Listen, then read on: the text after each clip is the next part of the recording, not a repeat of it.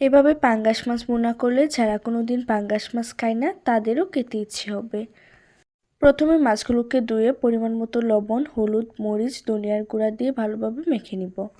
এখন এগুলোকে মৃদু আঁচে হালকা করে ভেজে নিব। এভাবে মাছ ভুনাটা রান্না করলে খেতে অনেক টেস্ট হয়। মাছগুলো উঠিয়ে একই তেলের মাঝে দিয়ে দিব 1 কাপ পেঁয়াজ কুচি। নেড়েচেড়ে দিয়ে দিব পরিমাণ মতো লবণ, 1 চামচ মরিচ গুঁড়া, হাফ চামচ করে দিয়ে দিব হলুদ, মরিচ ও জিরার গুঁড়া। মশলাটাকে একটু পানি দিয়ে ভালোভাবে কষিয়ে নিব। কষানো হয়ে আসলে 4-5টি কাঁচামরিচ ফালি করে দিয়ে দিব। সাথে অ্যাড করে দিব বেছে রাখা মাছগুলো।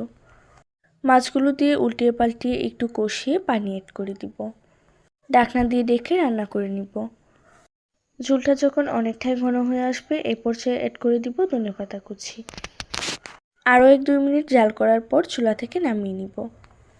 এই রেসিপিটা এভাবে বাসায় ট্রাই করতে পারেন। সবসময় ট্রাই করি সহজ রেসিপি শেয়ার করার জন্য। ভিডিও ভালো লাগলে পেজ ফলো করবেন এবং চ্যানেল সাবস্ক্রাইব করবেন। সবাই ভালো থাকবেন। আল্লাহ হাফেজ।